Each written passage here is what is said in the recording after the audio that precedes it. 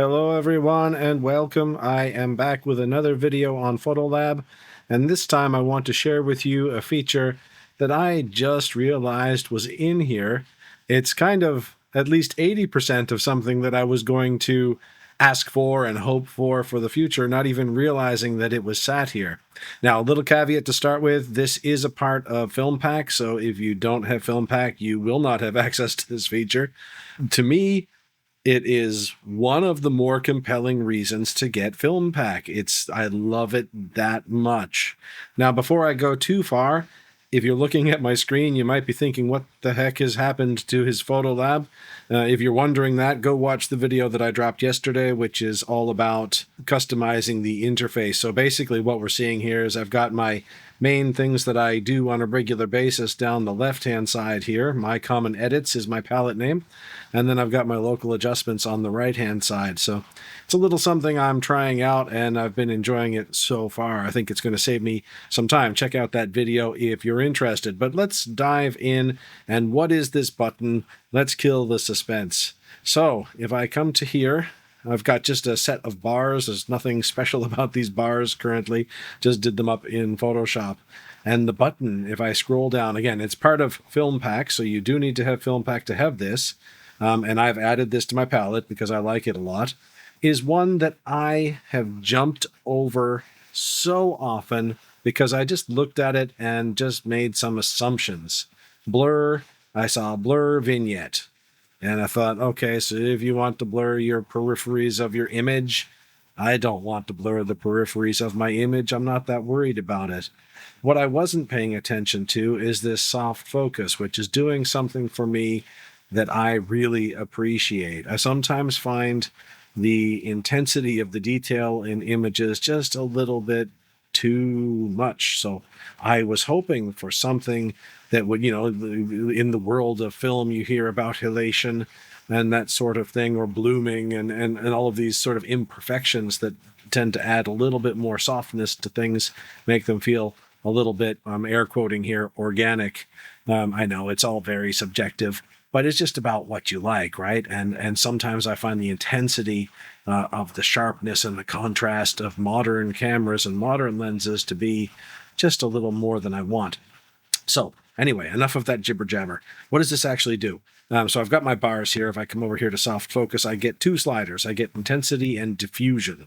And so as I start to up the intensity, you can see everything going quite blurry. And I can slide the diffusion around, and you can see that the diffusion all the way down kind of intensifies that blur. But as I bring it up, it starts to add a certain degree of detail back in. So what I realized from playing with this is that if I go somewhere in the ballpark of 85 and 85, somewhere like that, you're looking at that right now, as your eyes settle on it, you might be thinking to yourself that there's not a whole lot of blur going on in that. But let me turn it off. Let me turn it on.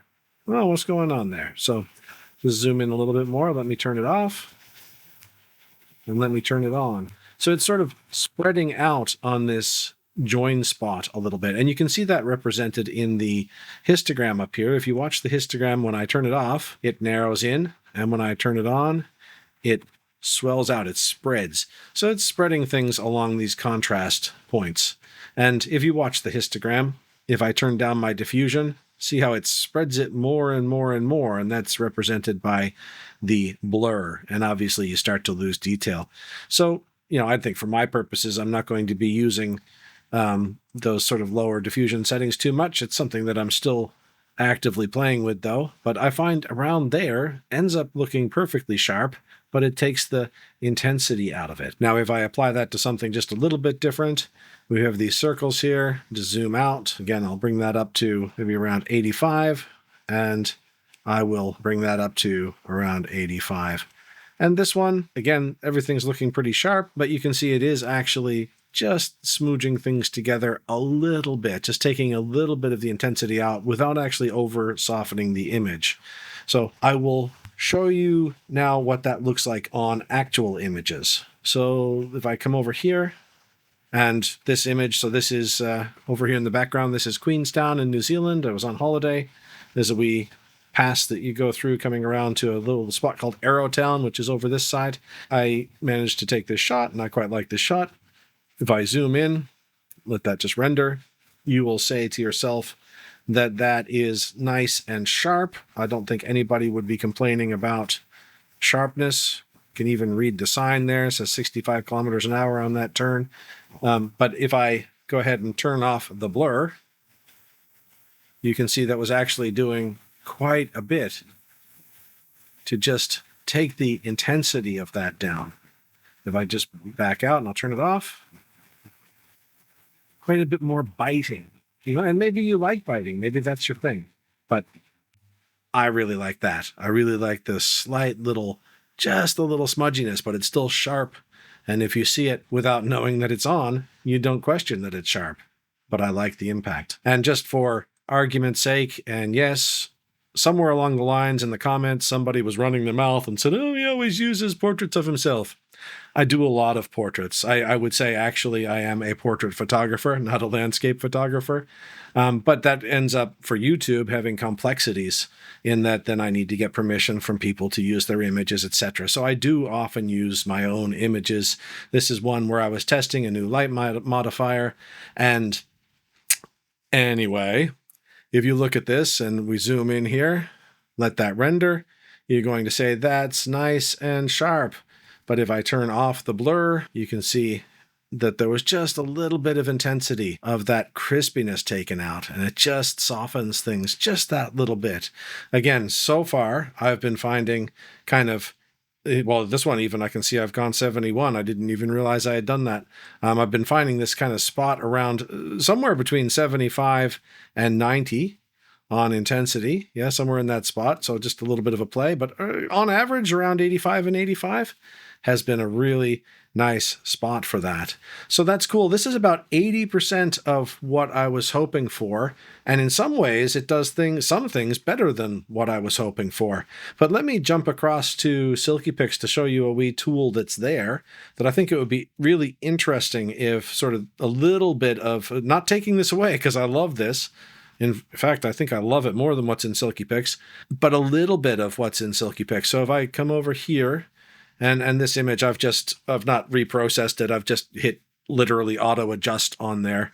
If I come down here, there's a wee option that they've just added in version 12 called soft. So apply a blur effect near light sources or highlights. The adjustment creates a soft effect. So you'll see when I start to turn it up that it impacts the lighter areas the most, but it does bleed over into which. So, I mean, I think this is intended to give a little bit of that sort of bloom on lights. So anyway, I just think it would be interesting, even if the one in PhotoLab was added to the local adjustments, so you could just add it to sort of some highlighty areas and not to the entire image, or you could maybe do it at different intensity on the highlighty areas.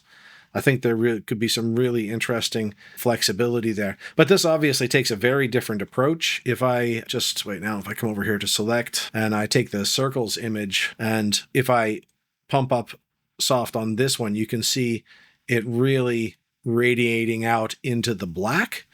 Whereas with the one, the way I was doing it on PhotoLab, it wasn't really radiating out into the black too much. In fact, let me just go back and see if that was my own bad in terms of settings.